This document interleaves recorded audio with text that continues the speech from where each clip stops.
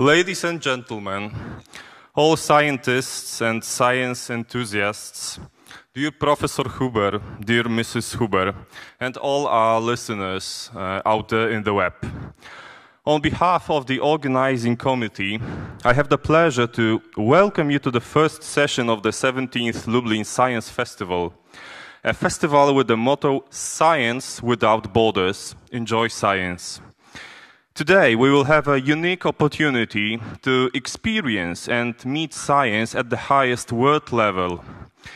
We have distinguished and noble guests in the room. The Nobel Prize winner in the field of chemistry, Professor Robert Huber, and the well-known science promoter, Dr. Dawid Myśliwiec. In a moment, we will listen to the professor's lecture entitled Structural Biology and its Key Role in the Life Sciences and in Medicine. And then we will be able to experience the meeting of two scientific worlds in the conversation of our two guests. I would like to invite Professor Robert Huber and Dr. Dawid Myśliwiec to the stage. Please let us greet them with the applause they undoubtedly deserve.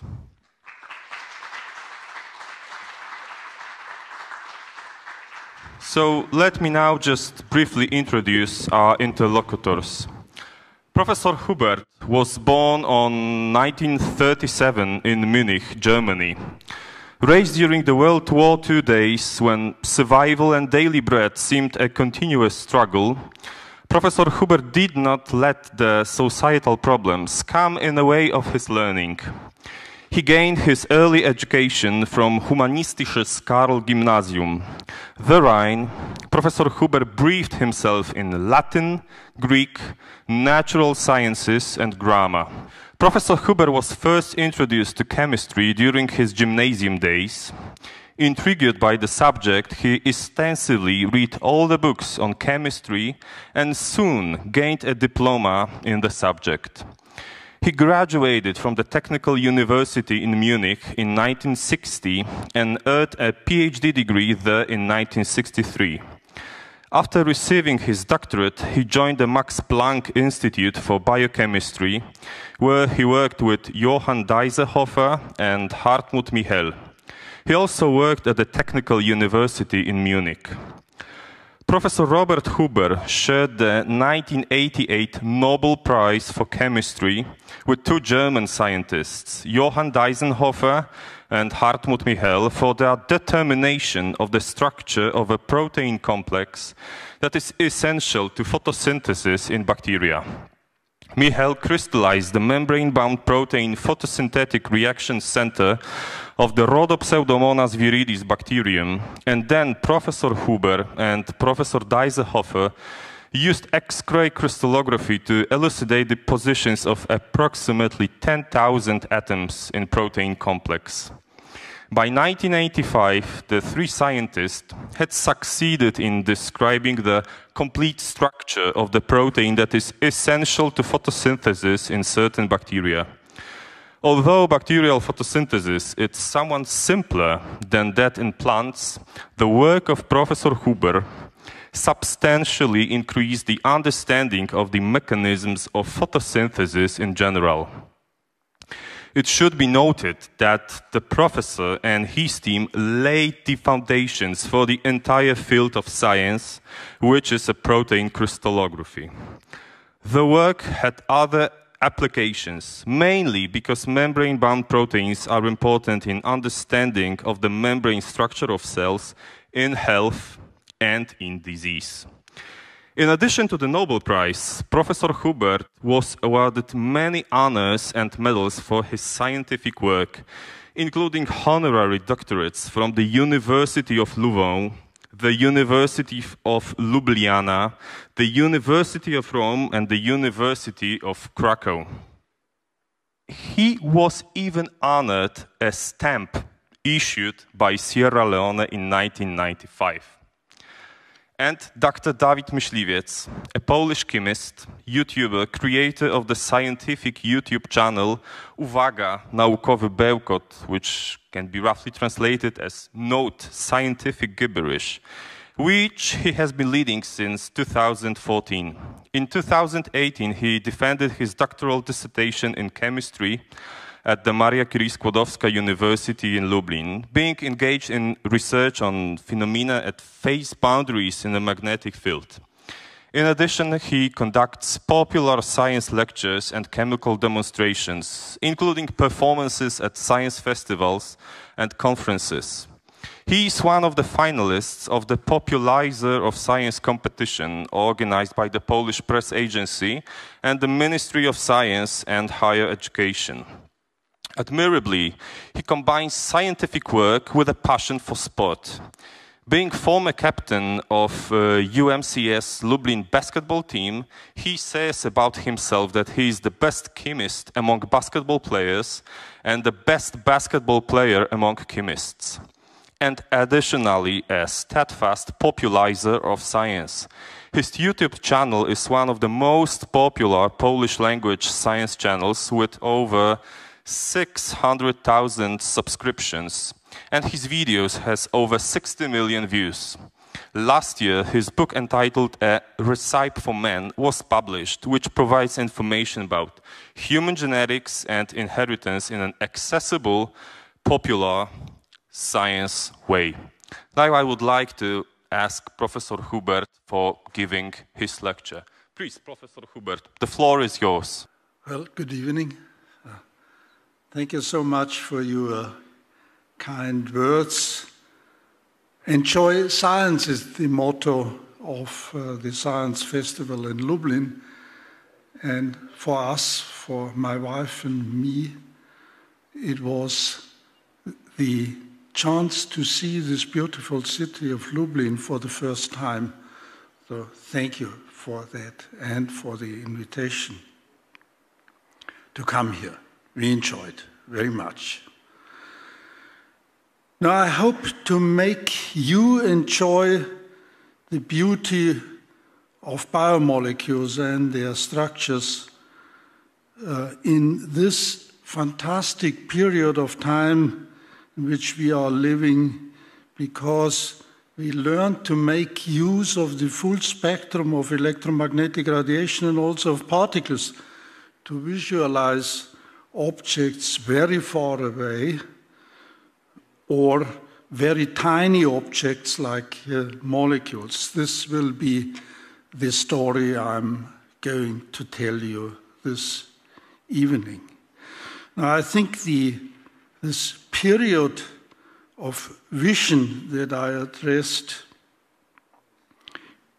is maybe regarded as the invention of the telescope. So increasing sight with light. And that was in the 1600, and I would like to cite, and you have written, you see it written here, of René Descartes, the French philosopher, who said, by taking our sense of sight far beyond the realm of our forebears' imagination, these wonderful instruments, the telescopes, open the way to a deeper and more perfect understanding of nature. So what you see here is Kepler's and China's astronomical telescope, which actually proved Copernicus' heliocentric theory at that time. Now the modern telescopes, you find here the La Silla cluster of optical and infrared telescopes, with which we are able to see very far out in the universe, actually, to the beginning of the universe, very, very far away. Now, my story will be the century of vision in biology and the methods that have been developed more or less in the last 20, 30, 40 years in order to see small molecules, organic molecules, to see proteins and protein complexes, viruses, whole cells, prokaryotic cells, and eukaryotic cells. And here are these different methods, and I've tried to go through or highlight them very briefly, each of them. And their potential overlaps, as you can see.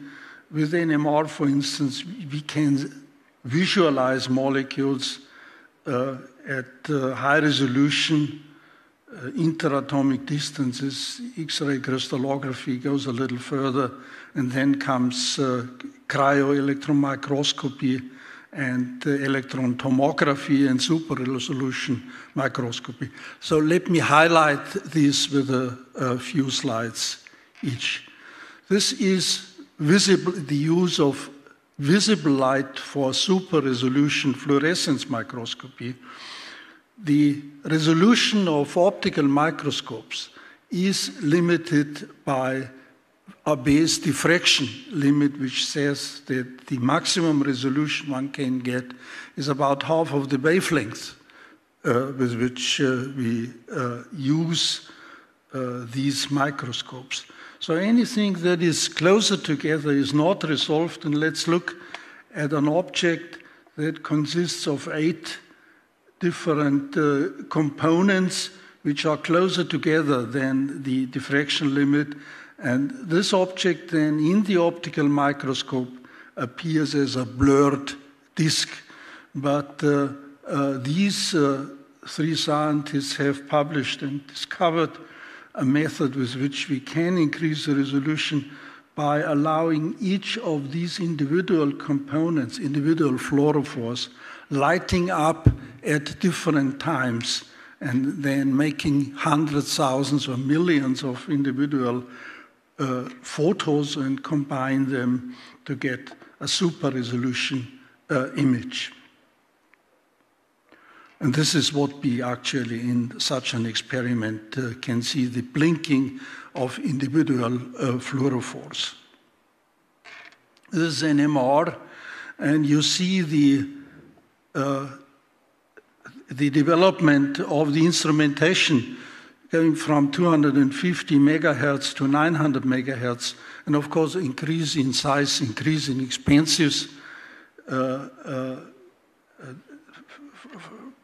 But I mean, the unique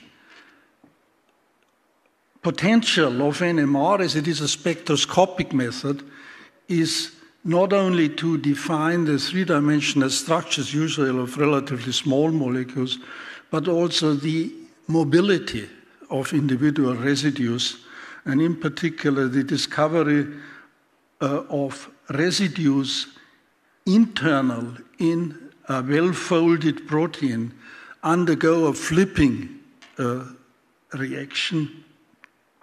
That was a very key observation, showing that proteins, although they look static and very rigid, undergo a breathing motion to allow these internal residues then to flip over. Also, there was a time in the late 80s when people were skeptical whether NMR as a spectroscopic technique is able to determine 3-dimensional structures. So I suggested to my good colleague Kurt Wüthrich to make a contest whereby we at the same time started by X-ray crystallography the structure determination of a medium-sized protein molecule by X-ray and by NMR, and then after half a year make a comparison, an unbiased comparison, and in fact found that they are identical. So NMR is able to determine 3-dimensional structures. Now what we right now see, and again honored with the Nobel Prize in Chemistry 2017, the development of electron microscopy, cryo-electron microscopy to visualize large protein complexes. These are the modern machines that we have now.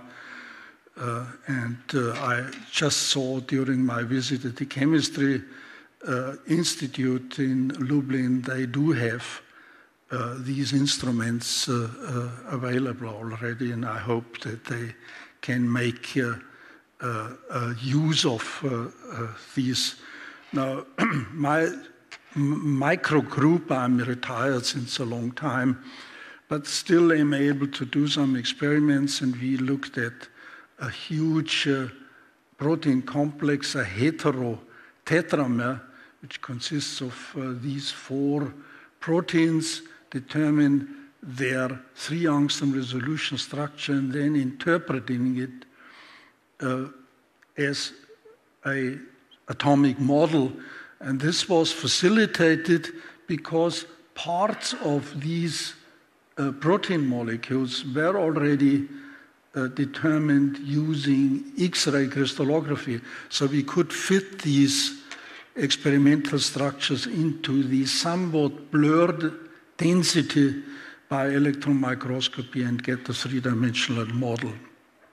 So synergism between electron microscopy and X-ray crystallography. This is the whole complex that we analyzed, which not only consists of this heterotetramer, but also contains the nucleosome, this building block of the chromosomes at reasonable resolution, such that we could make propose a model of the action of this protein complex, which is a deacetylase, which then causes deacetylation of histones and compaction and condensation of the nucleosomes to have an inactive chromosome.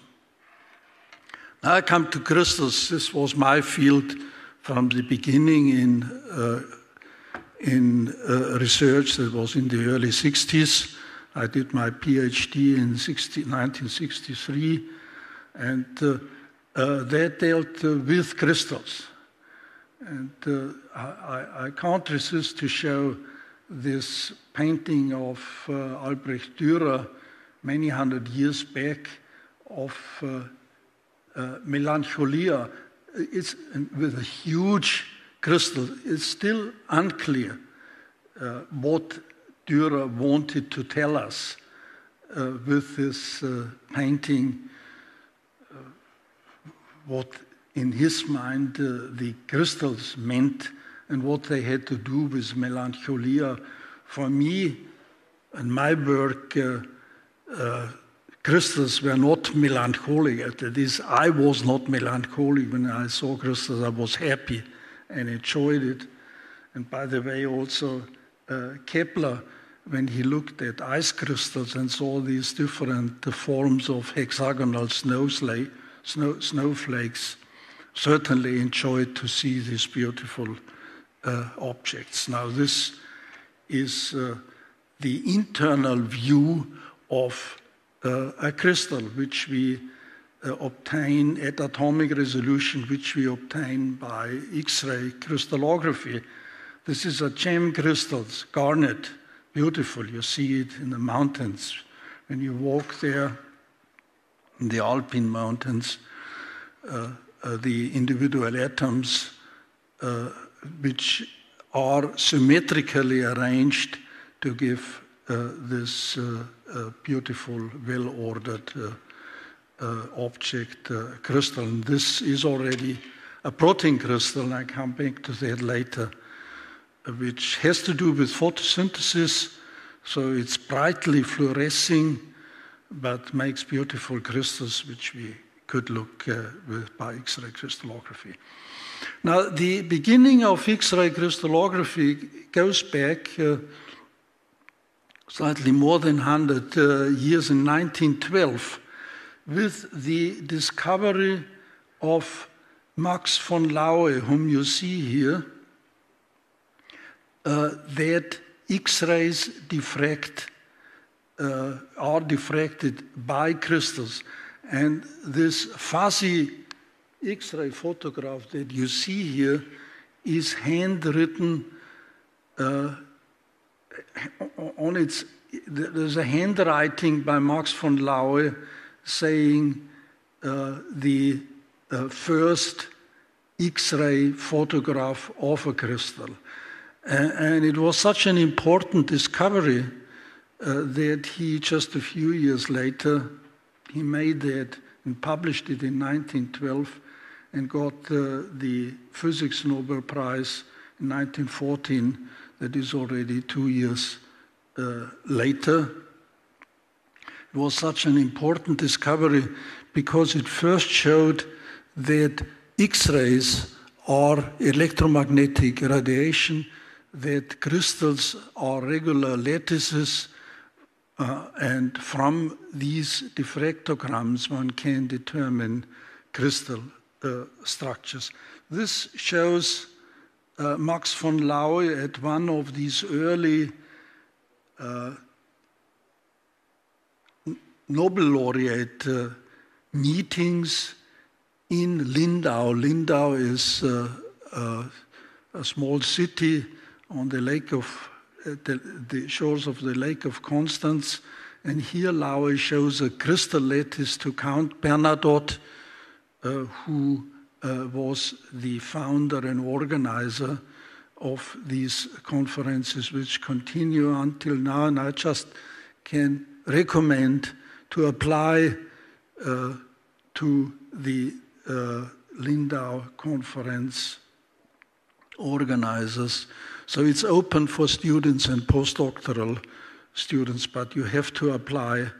And if you are lucky, then you get a ticket and access, where you find usually about 30 to 40 Nobel laureates assembled with whom you can interact and speak with.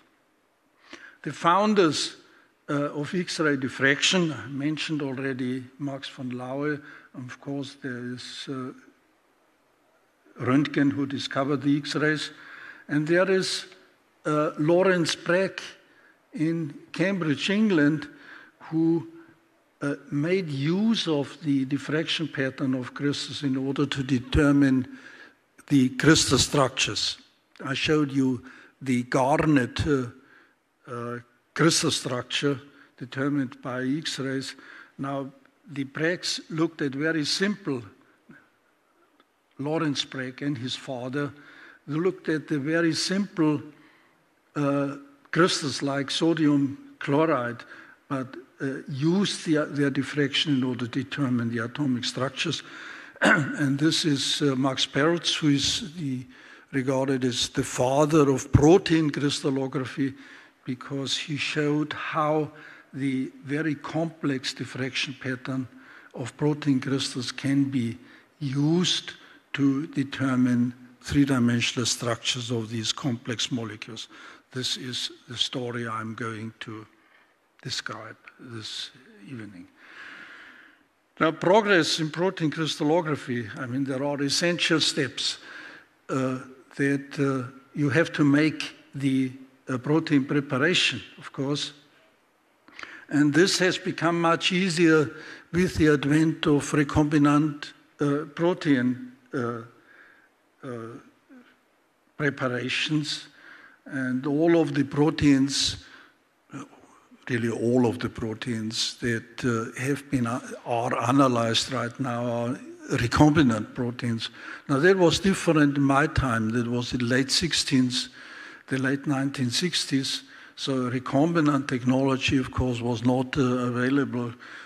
Genes were not known and not sequenced.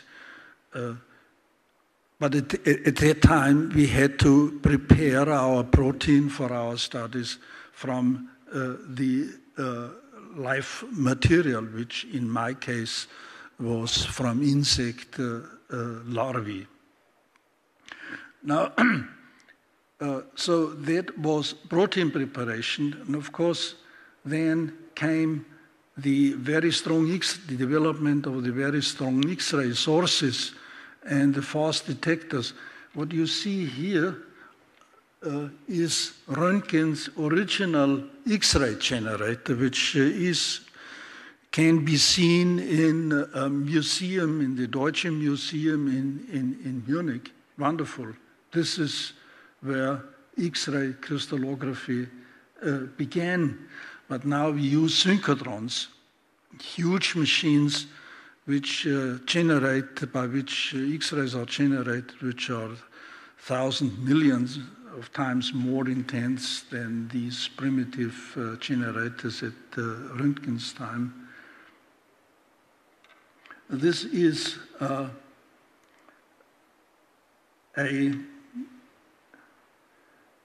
modern an experiment, the X-ray diffraction on a synchrotron. So there is a crystal in front of the beam, or in the beam, in the X-ray beam, which is very strong, and it's rotated such that you get all three-dimensional reflections in perhaps a minute or two time. Now, when I started protein crystallography in the late 60s, it took us months to get a three-dimensional diffraction pattern. Now, these were the models that we built at that time from wires and screws. And now, of course, we use graphic systems. And if the electron density is very good, it can be even automatically interpreted. A fourth essential development that was made in the 70s was that the initial electron density that we get by experiments, X-ray experiments and phase determination, I have no time to talk about that, looks like this with breaks, but still for an experienced X-ray crystallographer and biochemist, it's possible to interpret this kind of density as a polypeptide chain with side chains. Now we can feed in this information in a process by which we refine the phases, and we get then electron density at high resolution like this, an essential step forward in the 70s, 80s. Another essential step is illustrated here. Now, this is an initial electron density of a dodecameric molecule that we see. I mean, it's broken, blurred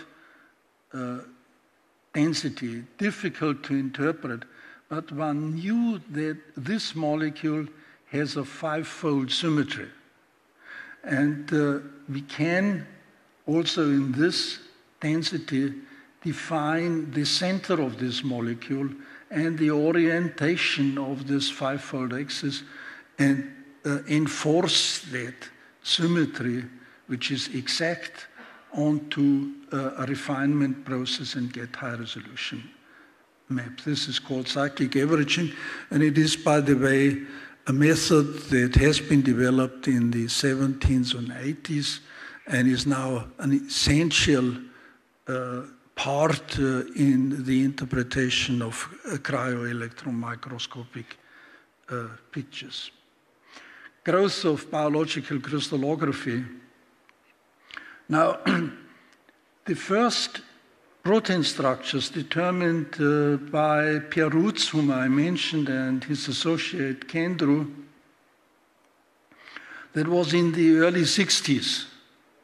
And this graph shows the development of protein crystal structure determinations, very slow until for more than 20 years, simply because of the difficulties that we have in all steps of protein crystallography, starting already with the protein preparation. So we had these technological advances. Since then, the understanding of biology requires to see the molecules at high resolution, and the application in medicine, and each of these I would like to address briefly. So you see this exponential growth since about 1990 on because of this technological advances, etc. Now, there is something special with membrane proteins. The first one we were able to crystallize and determine its crystal structure and publishing it in 1985. Though there was a beginning of the membrane protein crystal structure science in 1985, and look at this graph here. So it began 1985 and went on very slowly for almost 10 years, as you can see here, and we see the exponential growth like now. So it takes time to do this kind of experiments. Now, molecular dynamics. Now, we have learned that protein molecules are dynamic. Now, what can we do by crystallography?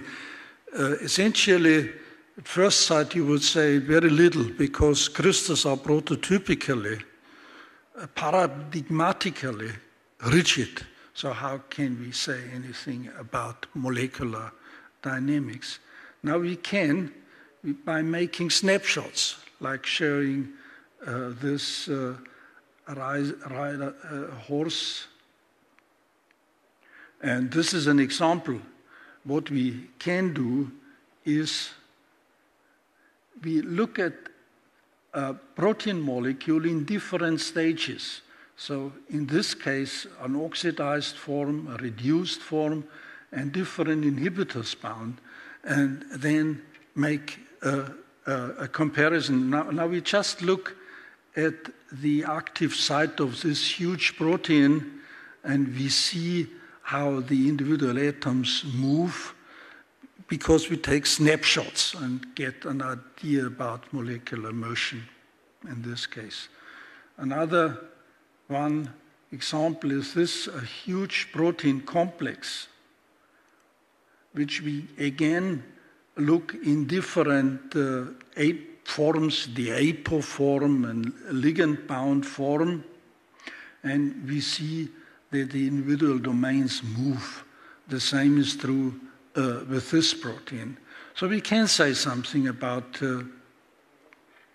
protein mobility and dynamics by X-ray crystallography that prototypically is dealing with rigid objects, namely protein crystals. Now, a few words about physics in biology and photosynthesis. These are the light reactions on which we live, the Calvin cycle, which provides us with the sugar on which we live. It also provides us with oxygen and lets plants grow and generate oxygen. Now, photosynthesis, of course, is the process on which all higher life rests.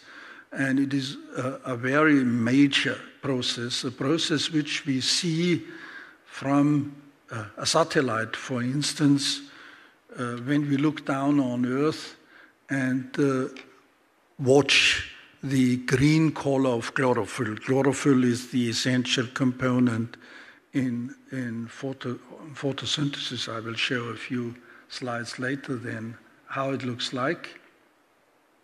So in winter, snow-covered Siberia and the Nordic countries, and then spring comes and we start to see the chlorophyll and the flowers and plants, and in summer everything is green, and in autumn this is what we have right now when leaves become yellow. Now, we in the early 80s began to work on proteins that either are light collectors or conductors, as we find them in cyanobacteria, and then in purple bacteria, we looked at the biological photocell. So let's first look at the so-called phycobilisomes.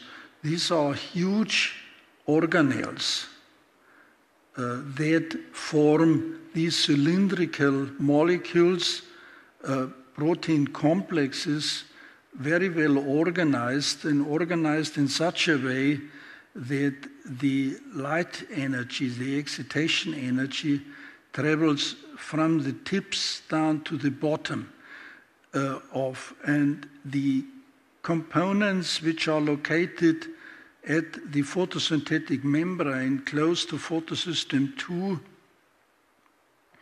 then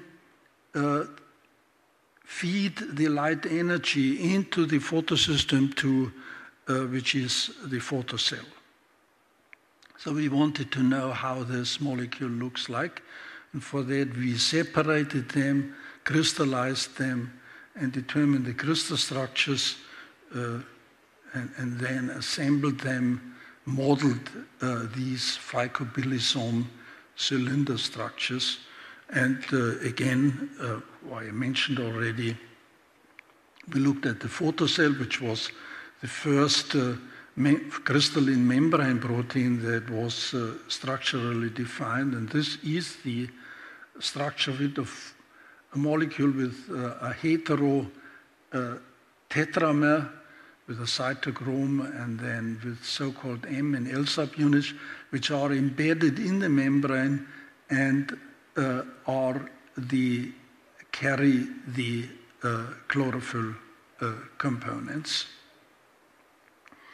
This is it, and this work, which we published in '85, led to the Nobel Prize to Roberta Hubera and Michel in 1988. This is an interesting comparison. It took 20 years or more to determine the structure of photosystem 2. And you see already, while the bacterial reaction center, the purple bacterial reaction center, has 4 subunits, the photosystem 2 has 19 subunits. It's very much more complex. But the core of the molecule, this is where the chlorophylls are bound, which is called D1 and D2, related to L and M in the bacterial system, looks almost identical. So a wonderful example of evolution. So the essential part is maintained, and then more regulatory components are added in the photosystem too. This is the biological photocell, and this is a technical photocell, charge separation from the so-called special pair to the quinone in the biological photocell, while it has inorganic components in the technical photocell. Chemistry and biology. Now, we looked at some time ago, 15 years ago, at a molecule which is called CO dehydrogenase, which catalyzes this reaction. Carbon monoxide plus water gives CO2 plus hydrogen. How does it look like? Now, this is a technical process, the so-called water-gas shift reaction.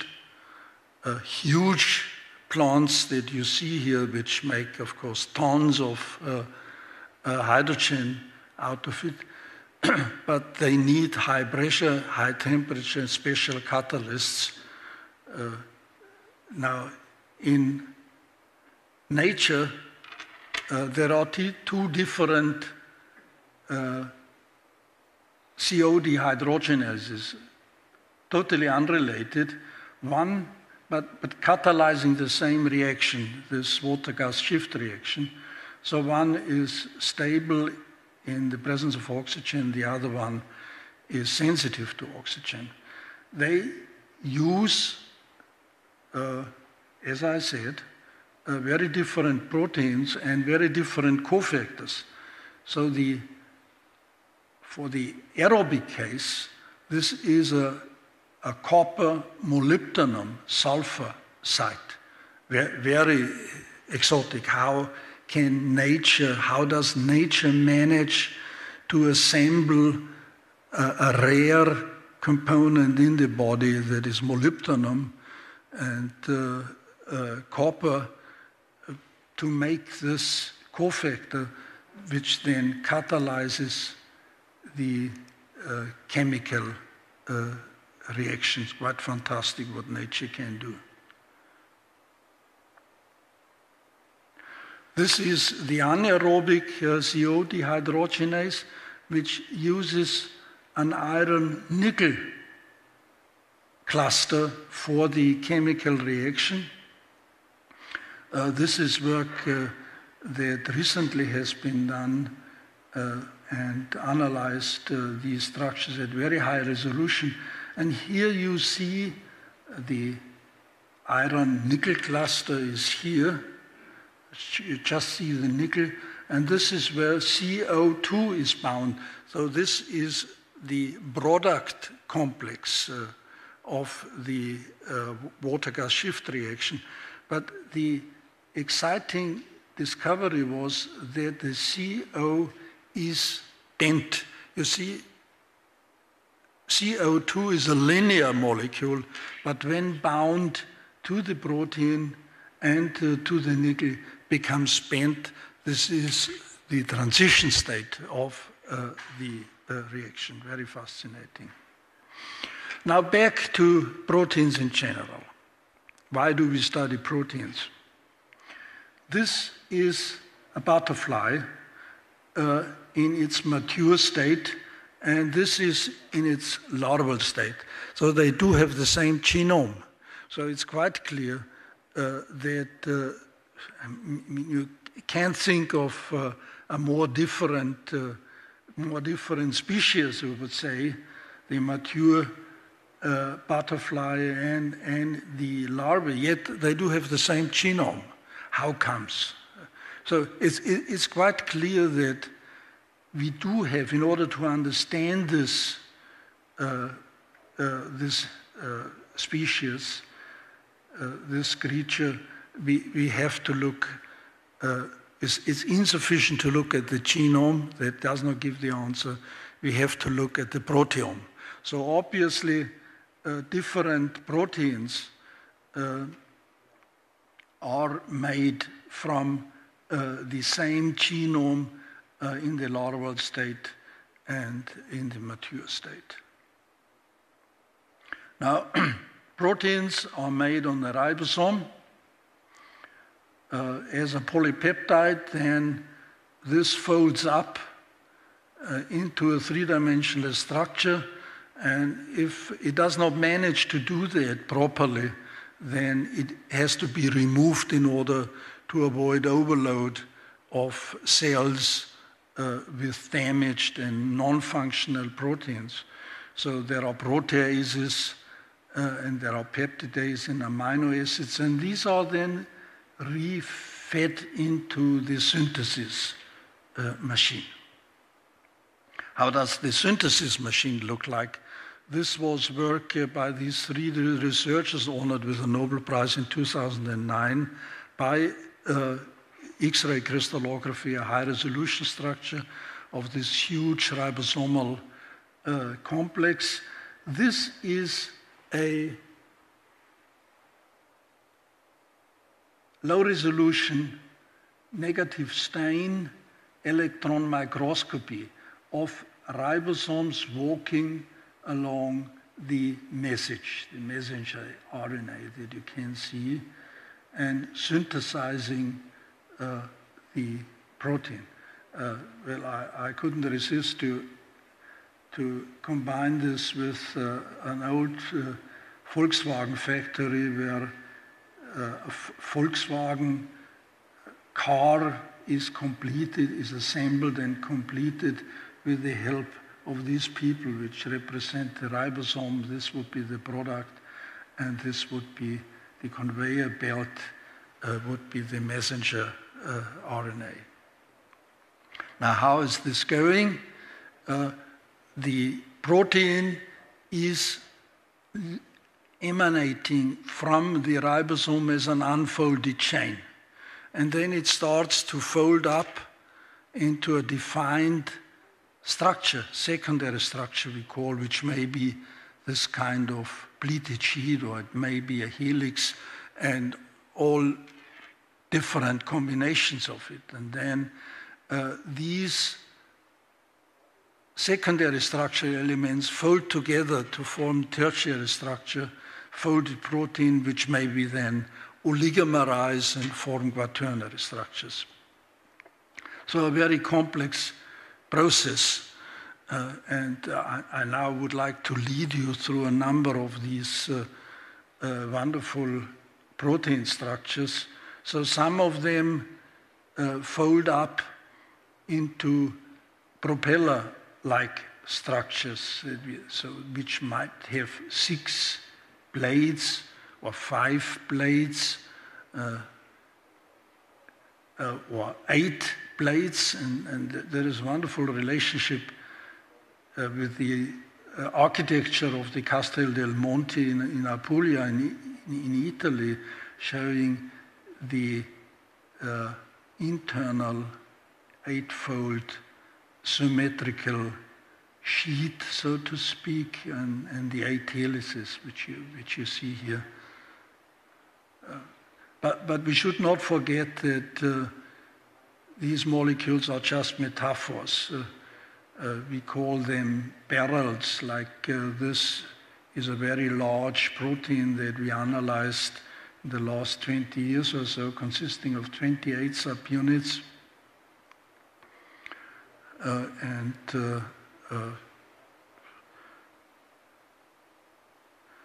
They are symmetric, often, a beautiful symmetrical arrangement of proteins. So we see 4-fold, 5-fold, 6, 7, and higher folded structures where individual subunits then assemble to form these objects here, which remind us on Arab mosaics. Now, just a side remark. When I showed this slide on a travel in Iran, in Persia, they complained and said, now, these are not Arab mosaics, these are Persian mosaics. They discovered this and made these first mosaics. But there's also a reflection of the internal symmetry of proteins in the external shape in diatoms. This is a drawing of diatoms with their silica walls as drawn out by Haeckel.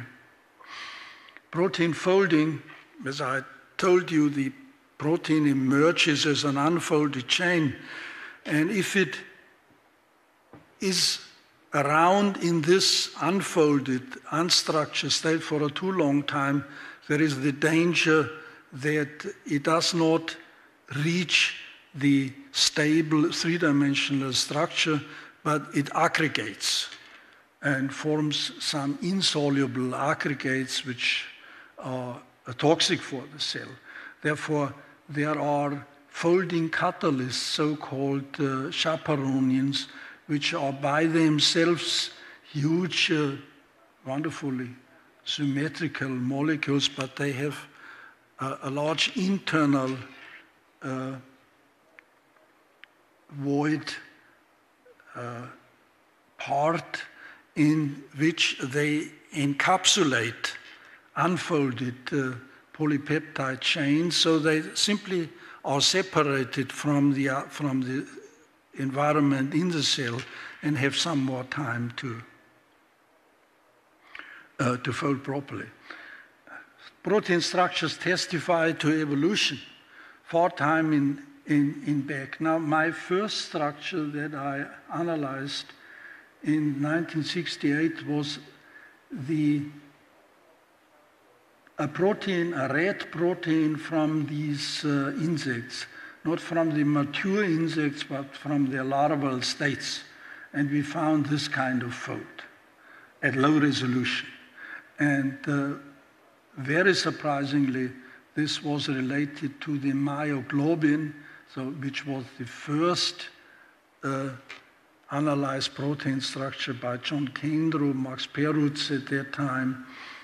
It shows the same fold. Now, this is a protein that was prepared from a sperm whale. So you clearly see the molecular evolution in this example. Another one is a more recent structure that we had determined, the so-called proteasome in archaebacteria, and then found out later that eukaryotes, and including humans, do have a molecule that very much looks the same. But there is a complication which I cannot address right now. Anyway, it's an example of the relationship between archaea and humans at the protein level. And I also would like to show you this slide, which I took a photo of when I traveled in Mexico. They had the skeleton of a bat and magnified it 200-fold, and then compared it to a human skeleton. You clearly see there is a relation at the skeleton level, and this is what Charles Darwin wrote in Descent of Man about this. We must, however, acknowledge that man, with all his noble qualities, still bears in his bodily frame the indelible stamp of lowly origin. So we clearly come from organisms of lowly origin. Now, this is the last few minutes. The fact that one can determine protein structures of proteins that are involved in diseases, so induced us to think about offering a service, because a service of structure determination, because it is obvious that when you want to design ligands that interfere with the function of a disease-making molecule, inhibit it, for instance, then we would like to see this target molecule at high resolution such that we can give guidance to a chemist that synthesizes a particular ligand that binds and inhibits this. So we founded a company together with a former doctoral student, Thorsten Neufeind, more than 20 years ago, which offers these services, has now grown into a medium-size pharma company, and offers these services to big pharma, from protein production, structure analysis, assays, screening, and so on and so forth. And these are the structures they have been working on, of course driven by clients that would like to have,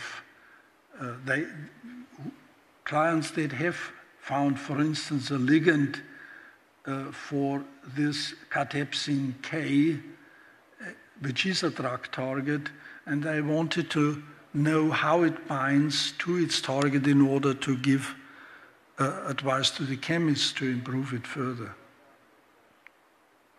These are the company Protero's clients, so many of big pharma you find here.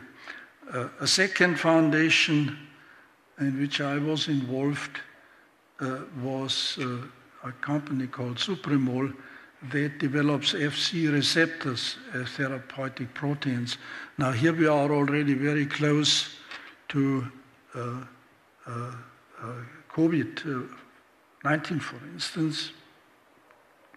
And what this company's business plan was based on, again, was work that we had done many, many years before in 1976 by the determination of an antibody crystal structure that you see here, this famous Y-shaped molecule with its FAB arms, now at the tips of which the antigen is bound, and the stem part is that component which interacts with cellular surface, stimulating, for instance, immune cells for producing antibodies and others. So antibodies are central mediators of the immune response.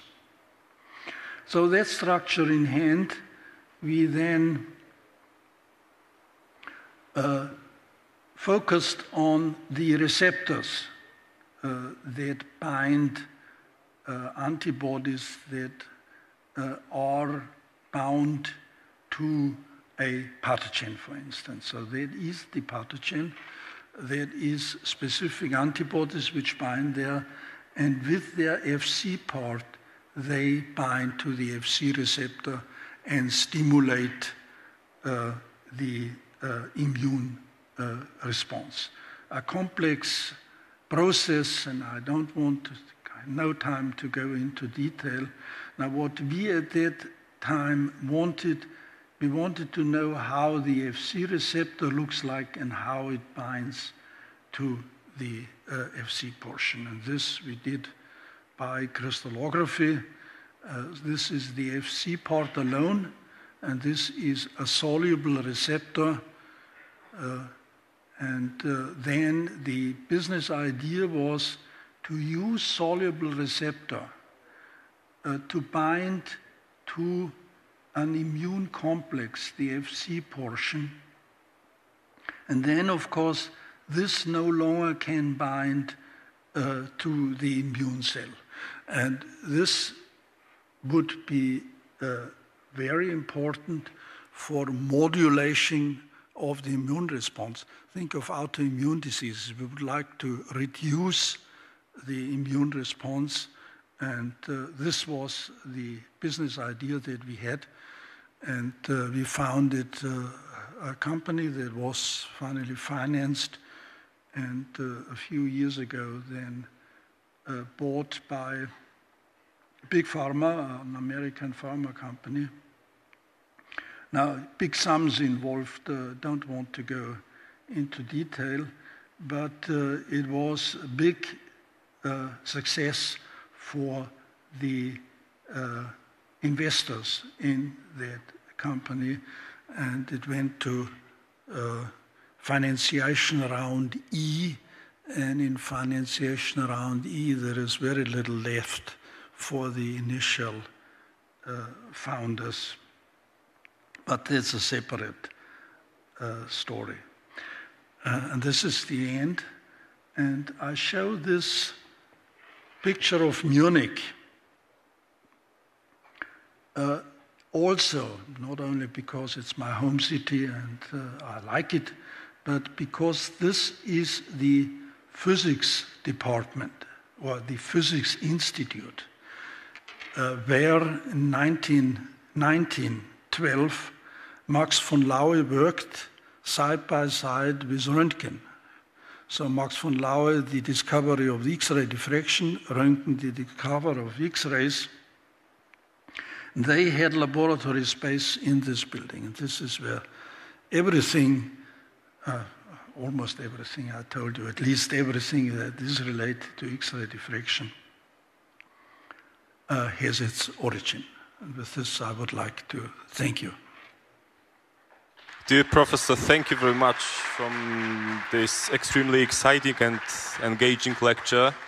I think that this comparison between Volkswagen factory and ribosomes sitting on mRNA will stay with us for a longer time.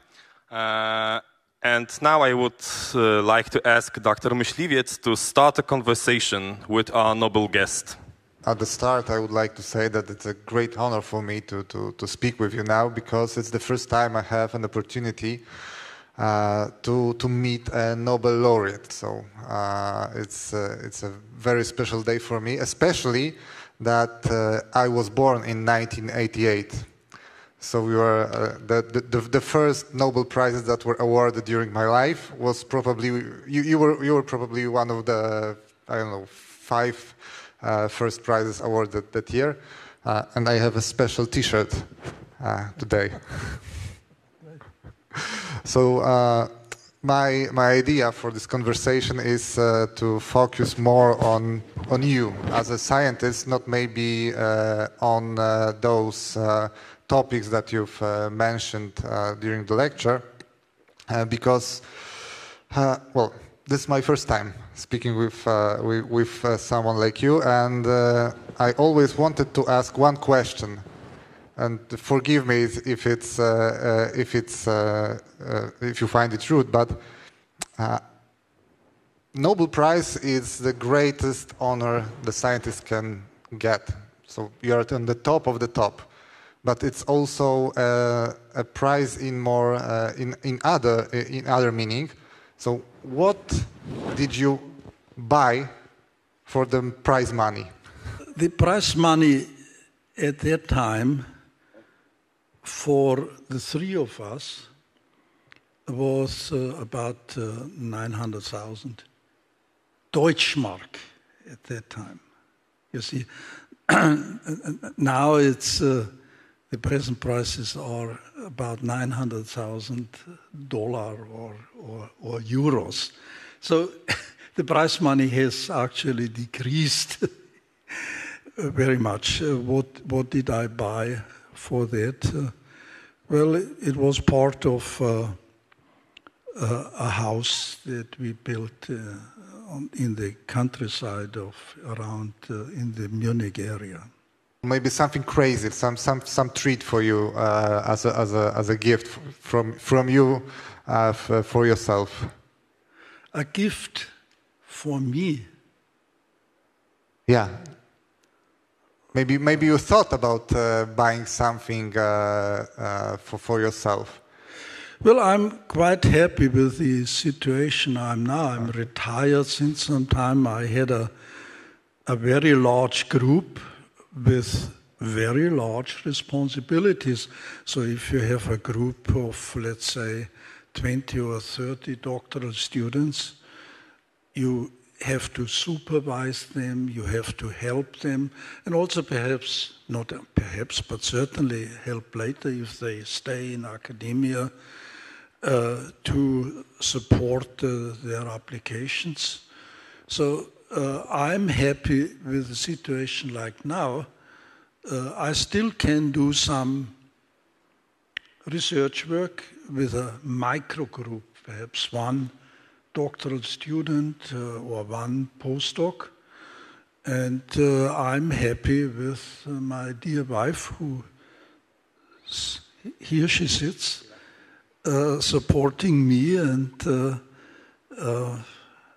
well, I'm happy with the situation like now. Yeah, we've all seen that you're still active. Maybe not everyone noticed that, but a lot of papers you've cited during the lecture was you were co-author of I would say most of them. Would you say that the discovery of this photosynthetic center in bacteria is your greatest scientific discovery? Well, that's not what I felt at that time.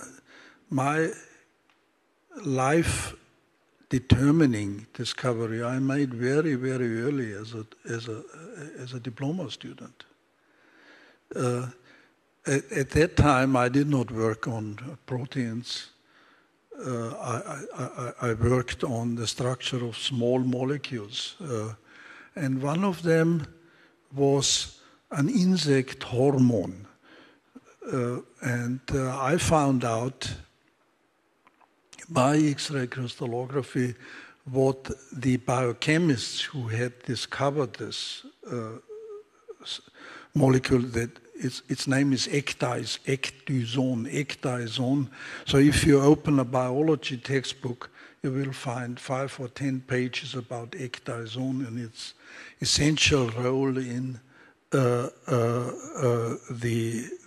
maturation of insects. So I discovered by X-ray diffraction how this molecule looks like, and that it is a steroid. And it's related to the human steroid hormones.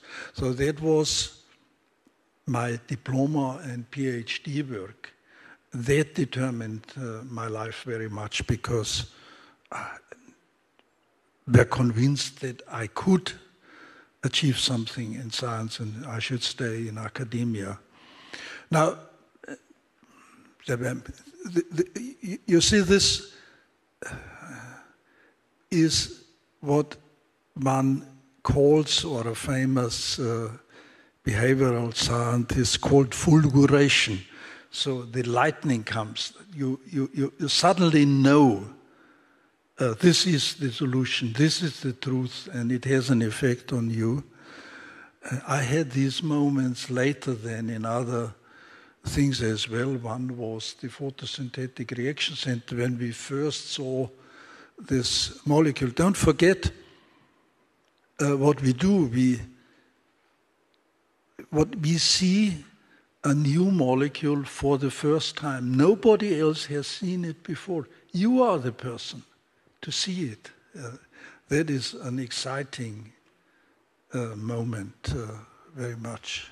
Yeah, and if you was forced to choose your scientific path once again, so you have the ability to time travel, would you change something in your scientific life? Now you see the fantastic period of time we now see, and I tried to go through it, is the discovery of new methods.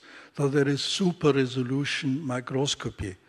Well, there was nothing like that 5 years ago.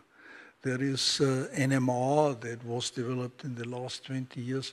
There is cryo-electron microscopy that, all of them were Nobel Prize honored. But they changed the life of structural biologists very much.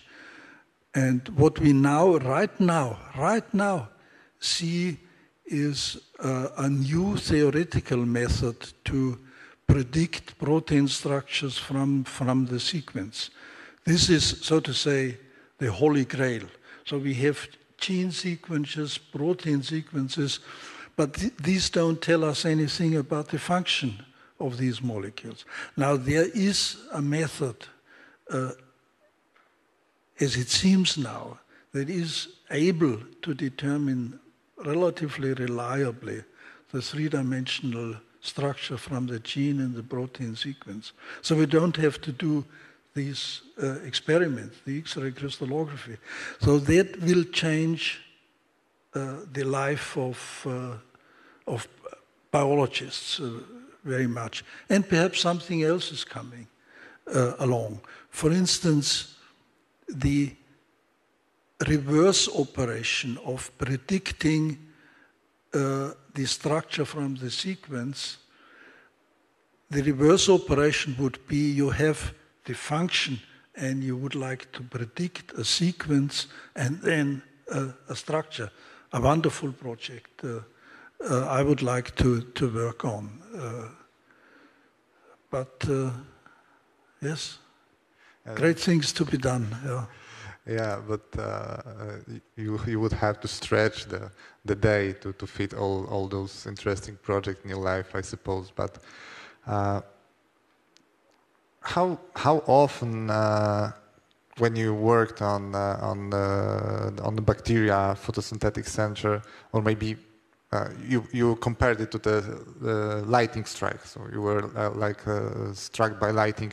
Did you thought to yourself, oh, this may get me a Nobel Prize back in the days? Yes, I mean that, of course, remained not secret that we did have the three-dimensional structure solution of the photosynthetic reaction center.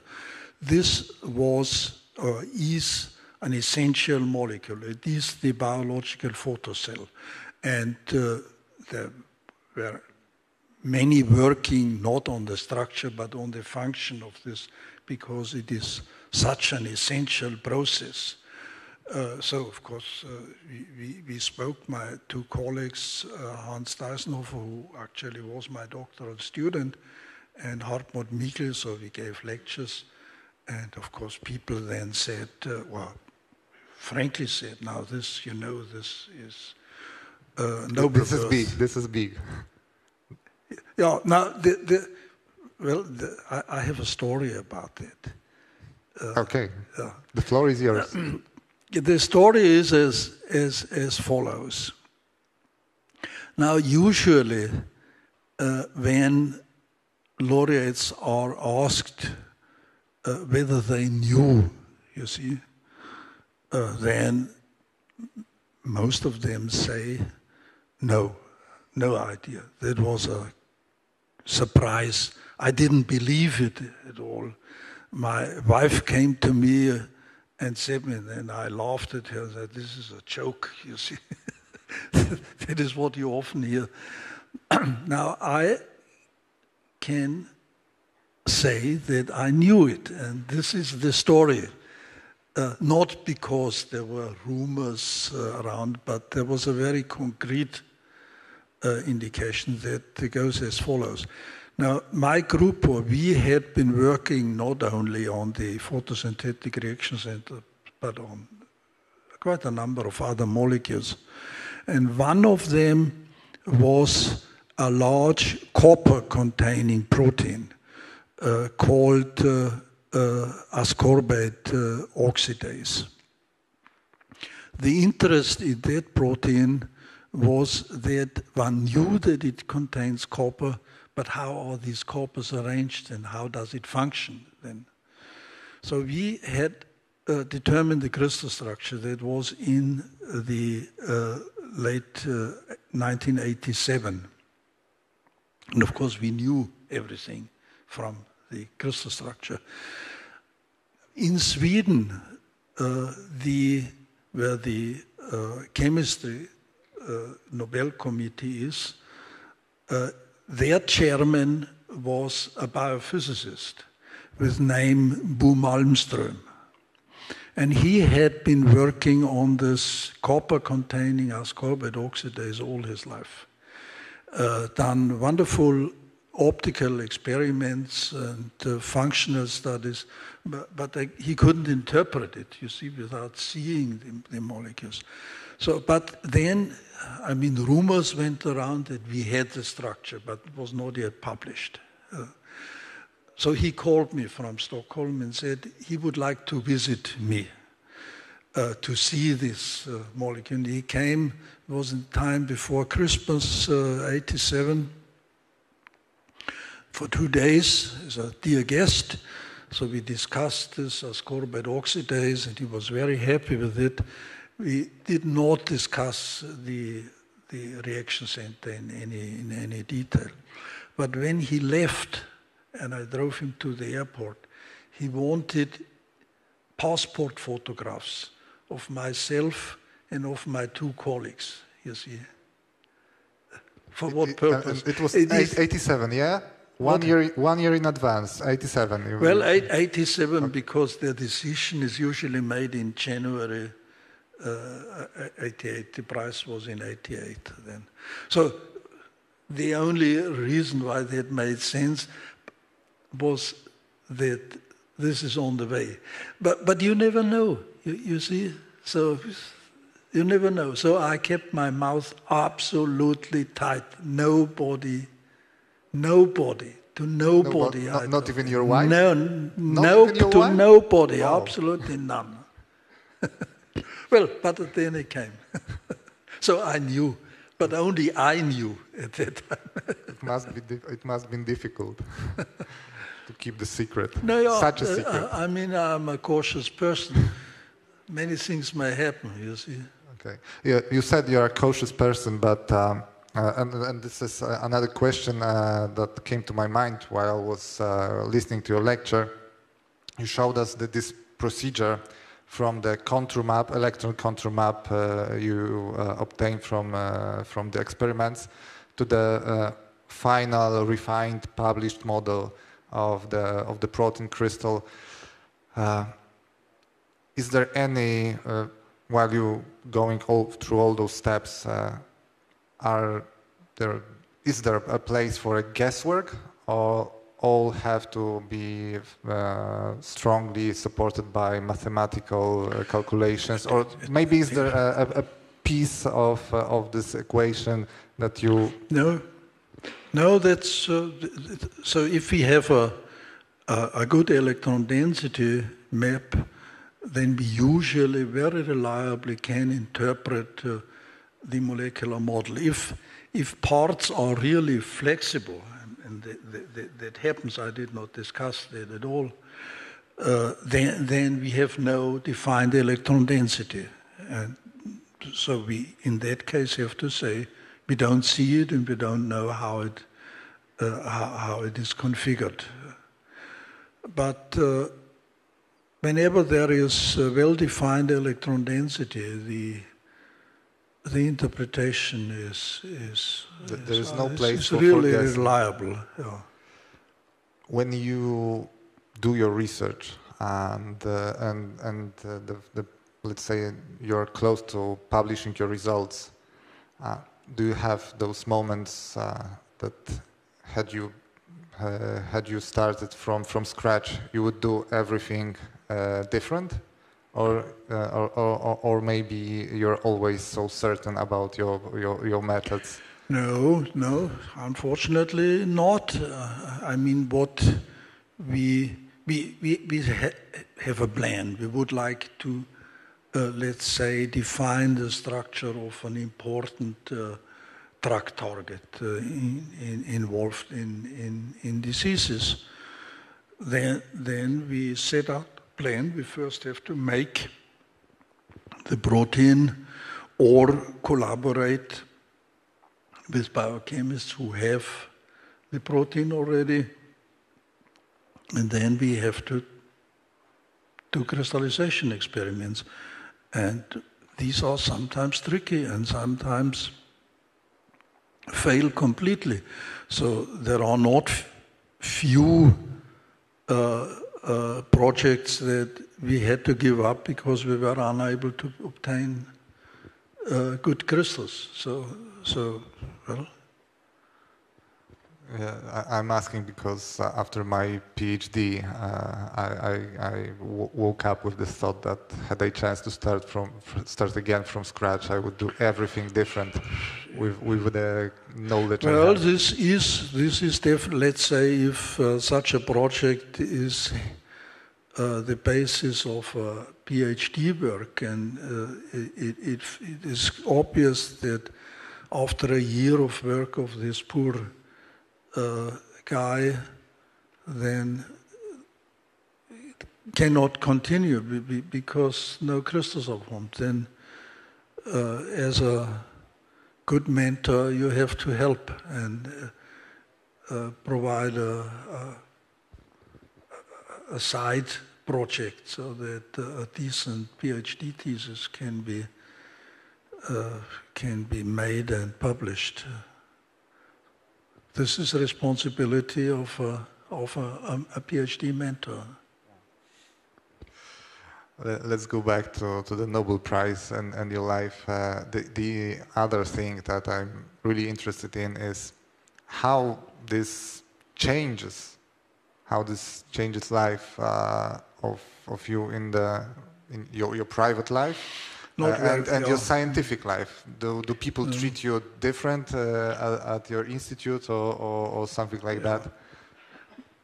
Well, I was a well-known scientist before and traveled a lot and lectured a lot, so there was not so much change.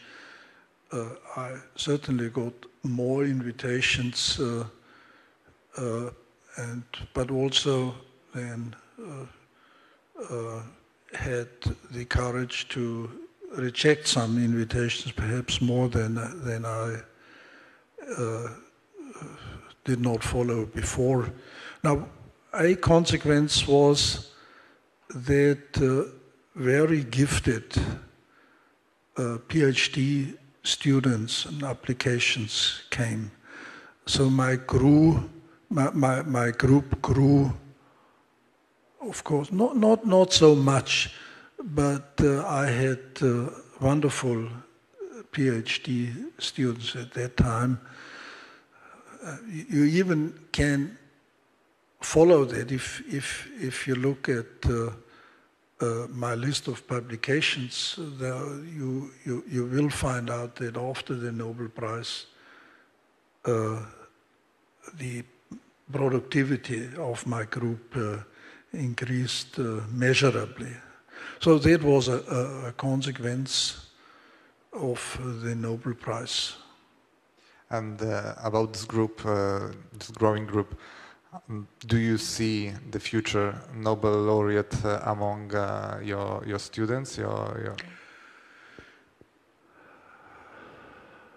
maybe maybe someone? You see, the problem with the Nobel Prize is that there are some who get it, but there is a substantial number who also would deserve it, but did not get it.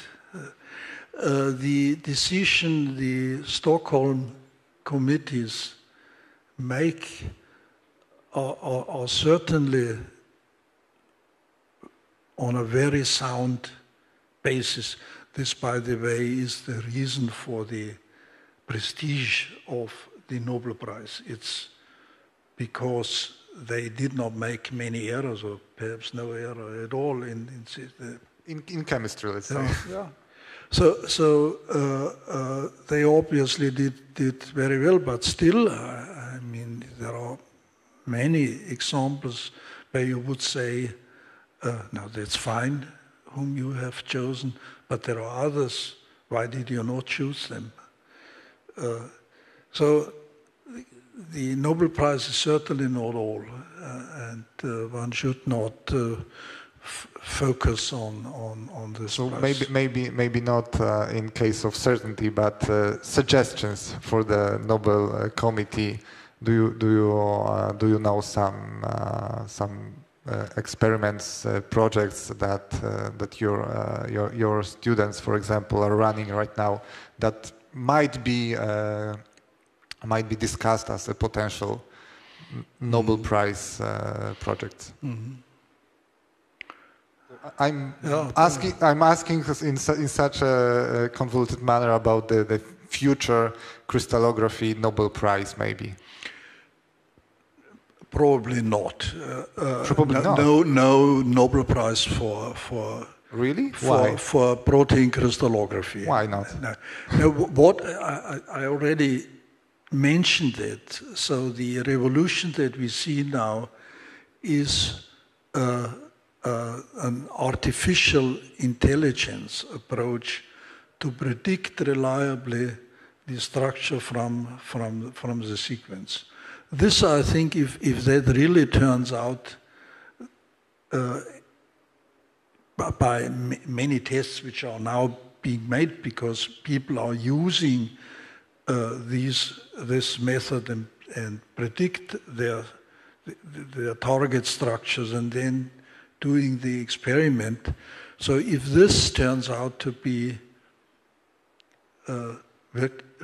truly reliable, then this, I would say, should give a Nobel Prize. Okay, so what you... But you see, there are other examples. I mean, this CRISPR-Cas system, it was the prize was given to two, Jennifer Doudna, 2020, last year. Emmanuel Charpentier. And my question is, why not Virginijus Siksnis, who is in Vilnius, very close to here. And we have Krzysztof Chyliński from Poland working with Emmanuel. What? Krzysztof Chyliński in Vienna, he's working with true. Charpentier. So there are, these are the problems, but these are problems that the Stockholm people have. Yeah, so if you don't forecast any Nobel Prize in crystallography, in protein crystallography, what is the future of protein crystallography, apart from artificial intelligence, neural networks, and so on? Now, you may say if you can reliably from sequence predict the three-dimensional structure, then that part of experiments is no longer necessary. But I mean, what is still unsolved is, for instance, the reliable prediction of ligand binding. Now, what pharma and medicine needs is the information of ligand bound to target proteins, because the chemist needs to have a direction. He has to be given a direction of what to synthesize. Now that is unsolved, you see. Also the structure of large protein complexes, you see, by pure theory, I don't see. But here you have cryo-electron microscopy that is very good in this. So it's the combination of these theoretical and experimental methods, including X-ray crystallography, of doing accurate structures of components of large complexes, you see, and the theoretical prediction. So what I would recommend to young people right now is to try to familiarize themselves with these different techniques that are now available. I mean, they usually have to focus on a particular project. This is for their thesis work, but to have open eyes of what is happening in this is a very fluid phase right now. Again, a wonderful time. So in the last 20, 30, 40 years, we have 3 or 4 new techniques available now, which were discovered in this time period and used. Yeah, the major breakthroughs really in some branches, in some parts of science were tremendous, great. How such a well-known scientist like you, with a well-established position, well-known, as you've said, how do you react to such breakthroughs? Do you find them difficult to adapt, or maybe you're eager to know more instantly as you know about them?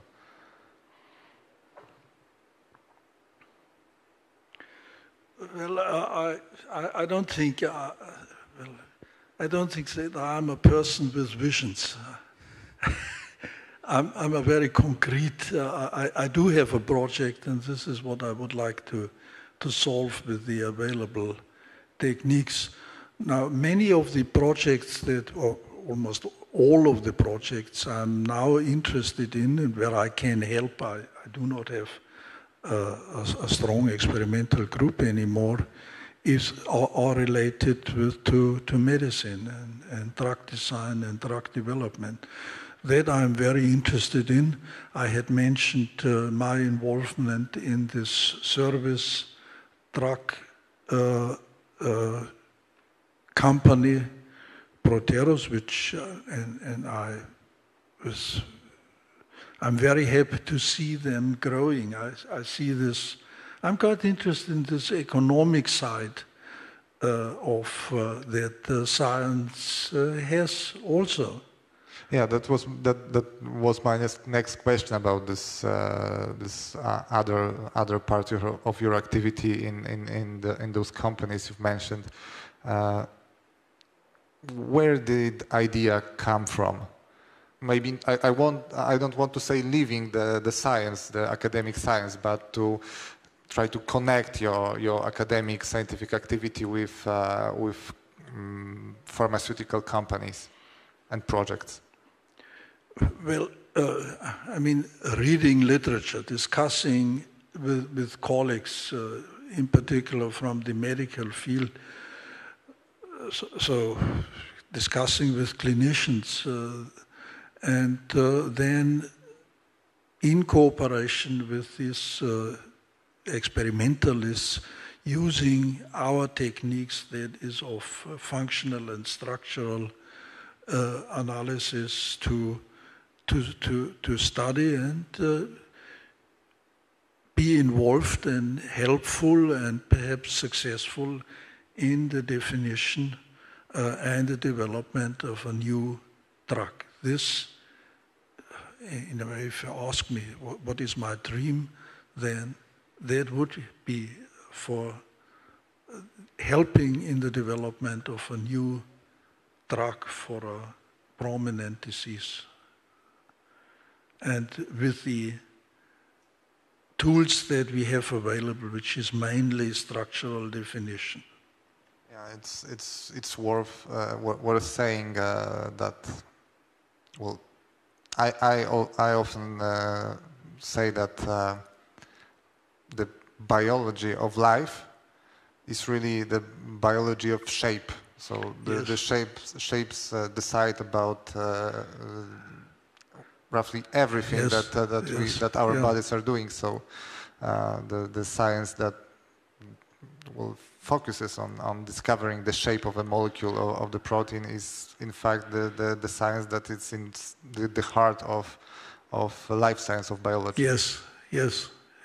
That's how I see biology from the standpoint of shape and internal and three-dimensional structure. That's very true. And then this may be not the question, but the statement that the crystallography was the driving force that changed the perspective, changed the approach to biology from, I would say, two-dimensional to three-dimensional and also time-dependent. True.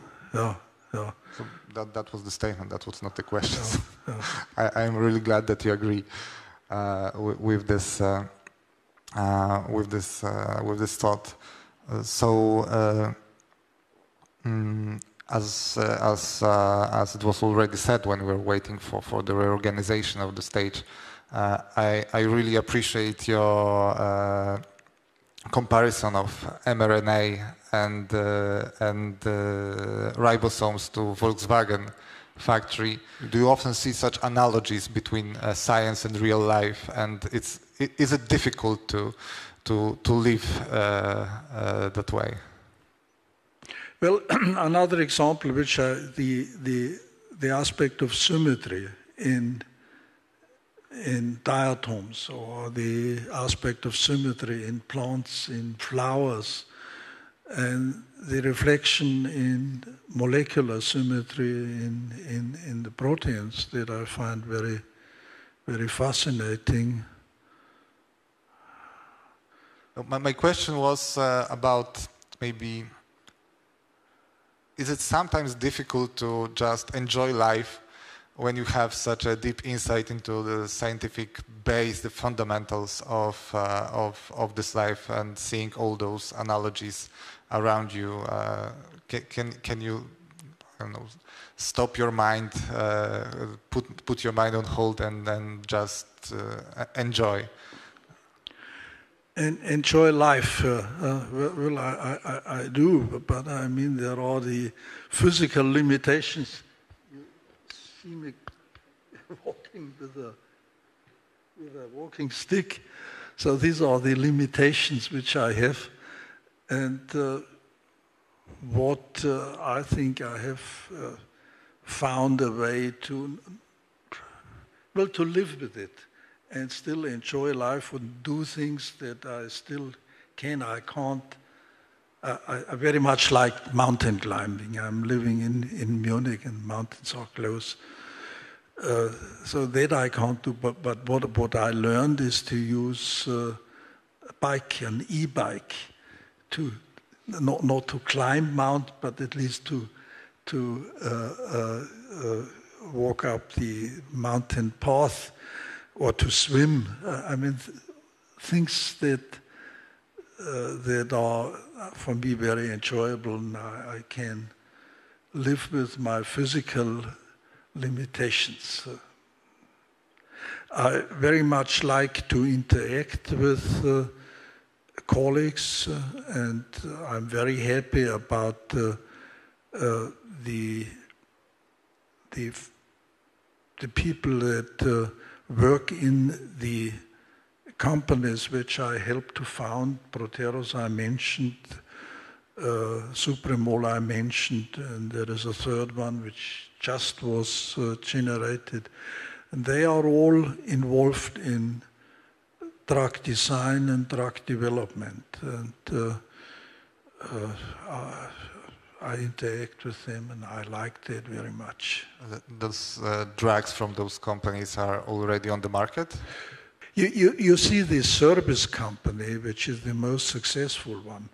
They work on drugs that come in from clients. You see? Okay. So they do the services for clients, but everything then belongs to the client. The client has to pay for it. That's what they live on. They don't develop the drug from scratch? Not really. Not really. But the drugs from the clients, I suppose we can find them on the market? Yes, yes. And what medical conditions your company help to heal? Well, the Supremol, which I mentioned, which had a relatively sad outcome at the end, that was a drug against autoimmune diseases, a very prominent one. The last foundation I was involved in is on proteasome, immunoproteasome inhibitors. Again, it is autoimmune disease oriented. So there's nothing on the market yet, but I mean, it's on the way. On the way. So we can expect this in the upcoming years, right? Yes. Okay, so I started with a question about your prize money. I want to finish in a similar way. So after the lecture, after the award, was the party good? Was it good? I think this whole event for me was extremely stressful. I felt stressed. Let me say that 2 years later, then another, the 90 years Nobel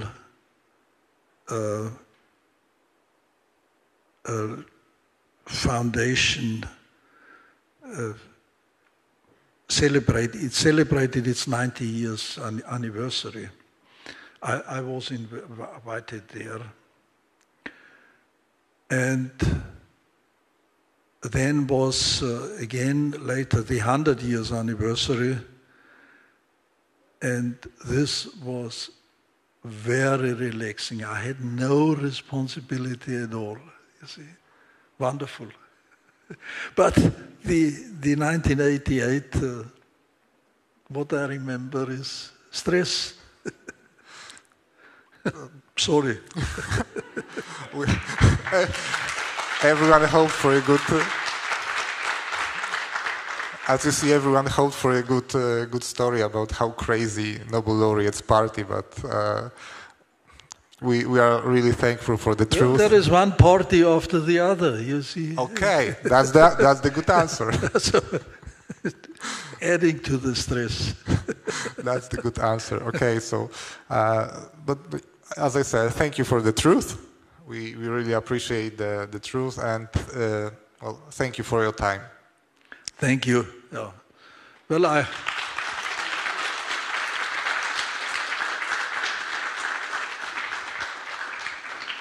the motto of this festival is enjoy science, and of course this is a word for the young people, for the students, and science is wonderful, great fun, and I also mentioned that already. We saw Lublin for the first time. It's a beautiful city. The weather, unfortunately,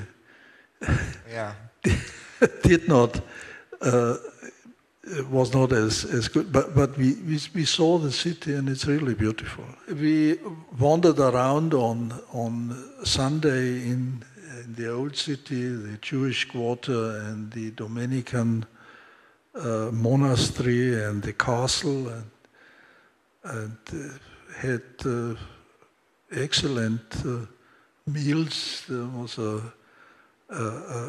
Jewish restaurant, which I forgot the name. Brigitte probably knows. Mandragora, really good. So we are not paid to say that. We are not paid to say that. So we enjoyed it, and I should say we enjoyed the hospitality of our hosts here from the university. So according to that, referring to that motto you mentioned, I have one more question, and I promise this is the last one. Do you enjoy science more now, when you know all the things that you found out during your career, or you enjoyed science when you started, when you had so many unknowns and so much to do? Well, I enjoyed science very much when I was part or the head of a large experimental group with new things coming out, new molecules to be seen. I enjoy science now as a tool to help medicine and to help the economy of these medium-sized pharma companies. So it's a different way to enjoy science right now, but I do enjoy it a different aspect. Different way, Yeah, just in a different way, yeah? Yeah. Okay. Thank you once more, and as I promised, that was the last question. Well, thank you. So thank you, gentlemen, for this wonderful conversation and this unique opportunity to see how the science, how enjoyable the science can be within our whole lifetime. Now I would like to introduce Professor Wiesław Gruszecki, the Vice Rector, to the stage. Originally I was asked to welcome Professor Huber at the stage, but the things went too fast and I was so slow. But instead I will just thank for your fantastic lecture and for this excursion through structural biology with stepstones. And the first one, the discovery of the photosynthetic reaction center with atomic resolution was not just a simple stepstone, was a milestone. And not only for photosynthesis researchers, but all structural biology, because I think that relationship between structure and function just can be really this problem attacked and solved just knowing precise structure. For photosynthetic research, it was that we could move from biochemistry to biophysics, just knowing exact position of the special petrolophiles, the kinones, all other cofactors. We could analyze things related to charge transfer, excitation energy transfer, and not treat photosynthetic reaction center as a black cage or as a we used to draw it as a potato, usually with RC, reaction center letters only. And one conference after that, somebody pointed me, Professor Robert Huber, and said, oh, look, this is Huber. And I said, whoa.